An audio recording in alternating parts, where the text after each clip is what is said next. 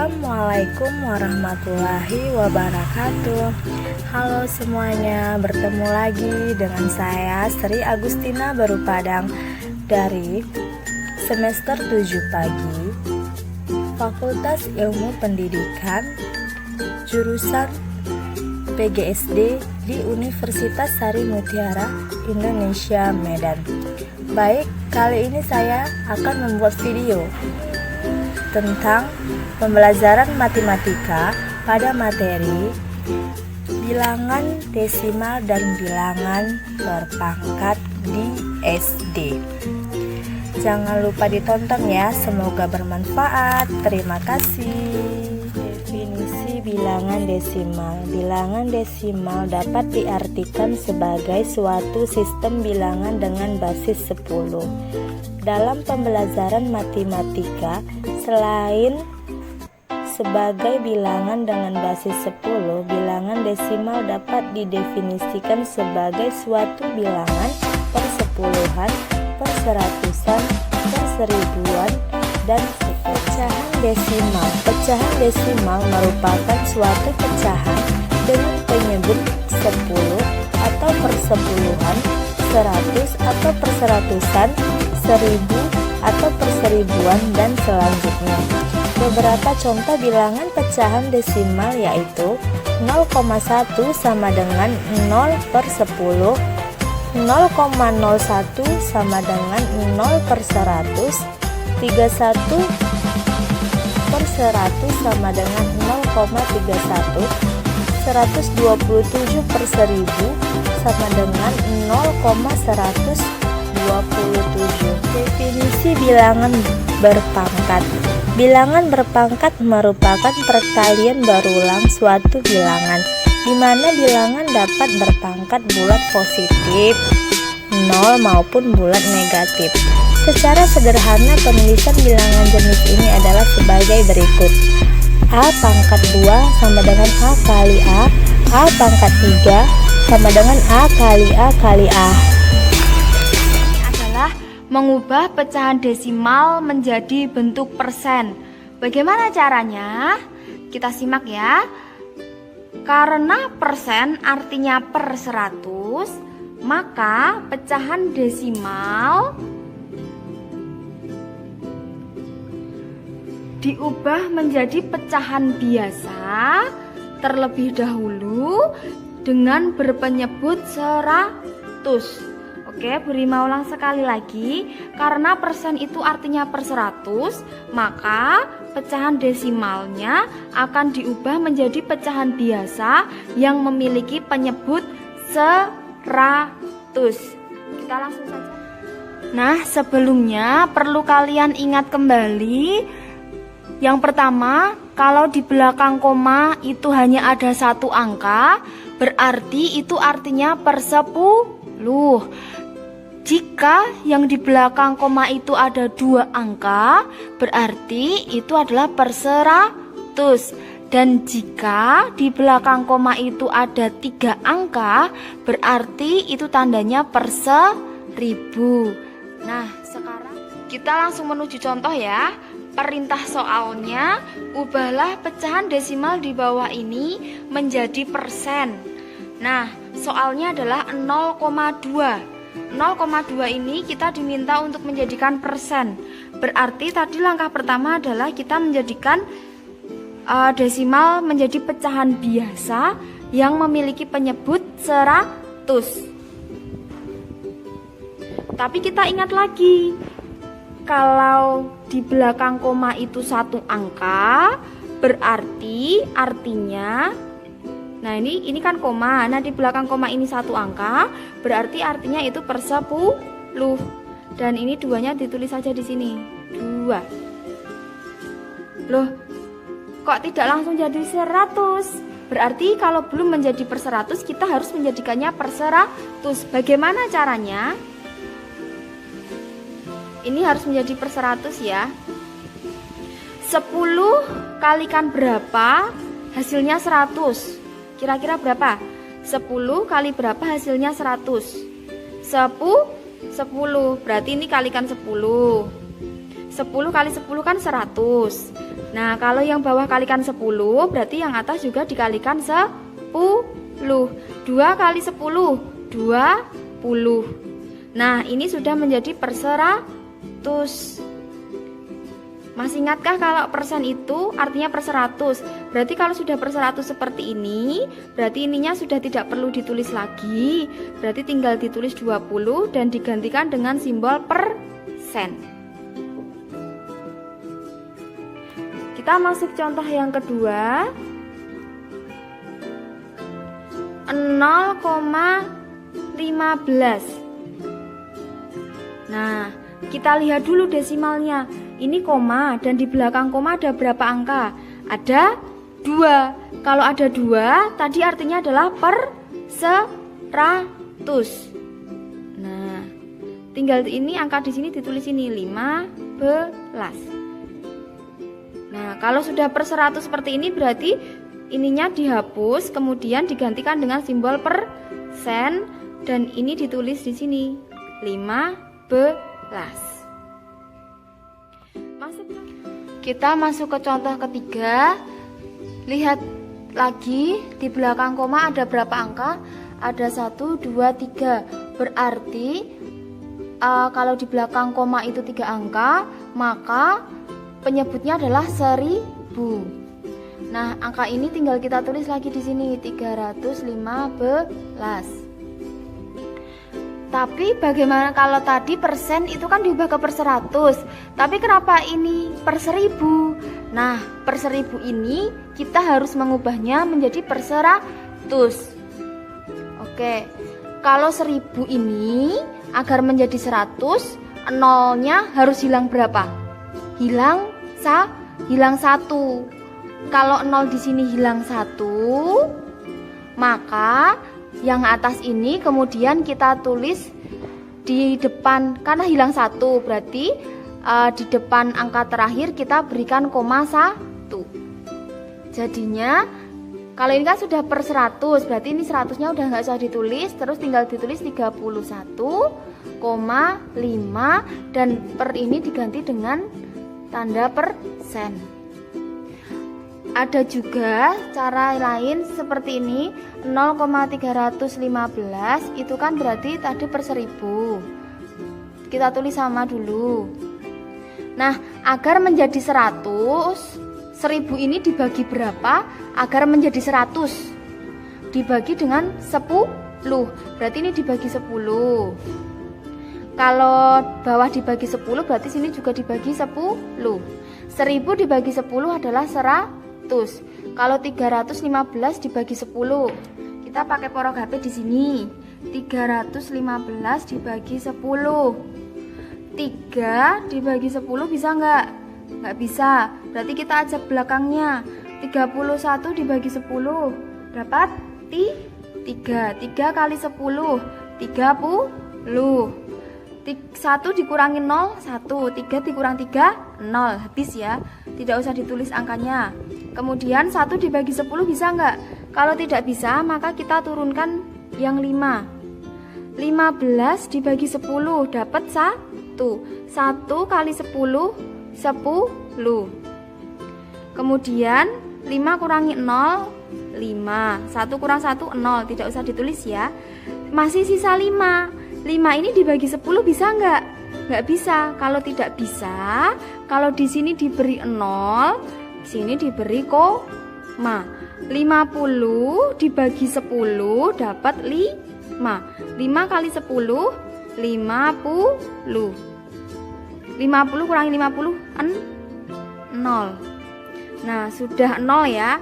Dan kita sudah punya hasil. Ini 31,5. Kita tulis di sini 31,5.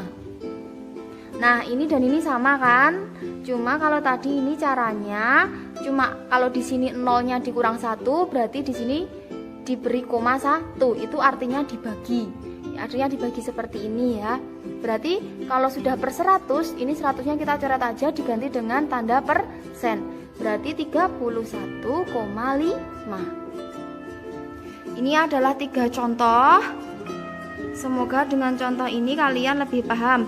Kita lanjut ke pembahasan selanjutnya ya. Pembahasan kita yang kedua yaitu mengubah pecahan persen menjadi pecahan desimal. Bagaimana ya caranya? Caranya adalah mengubah persen menjadi pecahan per 100 terlebih dahulu. Jadi kalau ada persen kita tetap mengubahnya menjadi pecahan biasa dulu dengan penyebut per 100. Dan yang kedua, jangan lupa dan selalu ingatlah bahwa jika di belakang koma satu angka, maka nilainya adalah per 10. Jika di belakang koma 2 angka, maka nilainya adalah per 100. Dan jika di belakang koma ada 3 angka, maka nilainya adalah per 1000. Nah, kita langsung saja masuk ke dalam contohnya. Perintahnya adalah ubahlah bentuk persen di bawah ini menjadi bentuk desimal. Contoh yang pertama, 2%.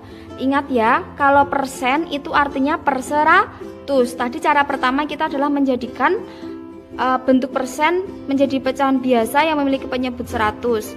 Kalau persen itu artinya per 100. Nah, angkanya ini tinggal kita tulis saja di sini. 2. Nah, terus kalau ini kan penyebutnya 100. Berarti kalau 100 itu di belakang koma harus ada berapa angka? Harus ada 2 angka. Nah, berarti kita tulis dulu 0, ini ada 2 angka.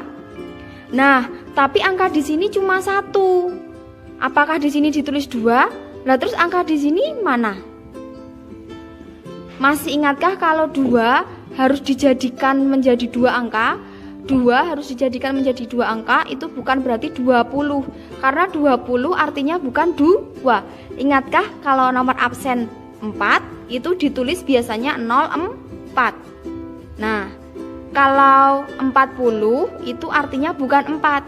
Tetapi jika 4 itu artinya bisa jadi 04. Berarti penulisannya 0, di sini tulis 2, di sini ditulis 0. Jadi jawabannya adalah 0,02. Desimalnya kita tulis 0,02. Bukan 0,20. Ini artinya berbeda. Kalau 0,02 itu artinya 2 per 100. Kalau 0,20 berarti 20 per 100. Ini memiliki makna berbeda. 2 ini memiliki makna berbeda. Sekarang kita masuk contoh soal yang kedua. 35%. Ingat, persen itu tadinya adalah per 100. Angka ini tinggal saja kita tulis di sini.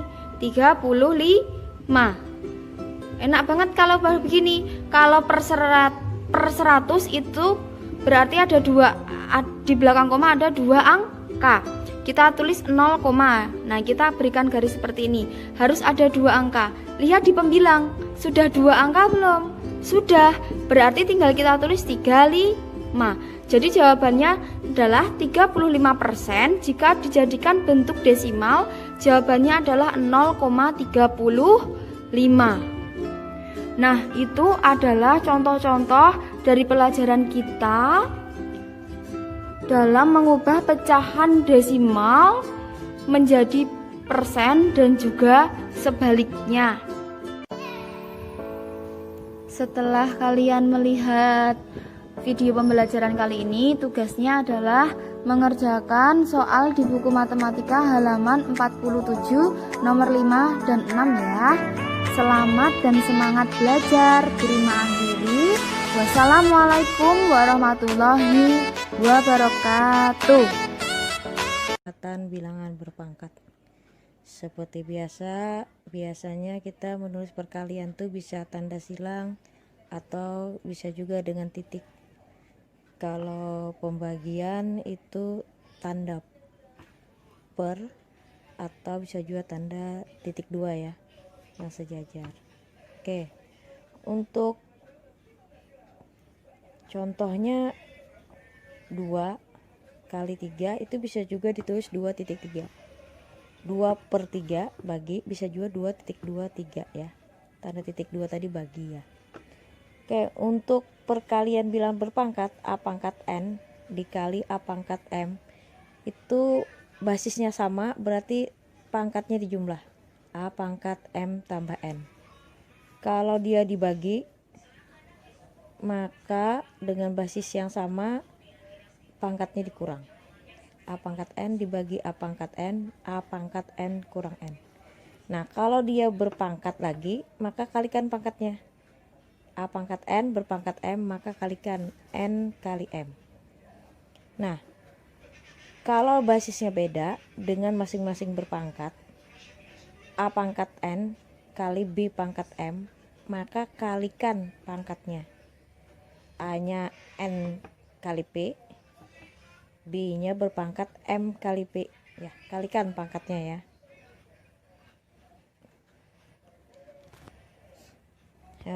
Contoh 5 pangkat 2 dikali 5 pangkat 7. Kita jawab.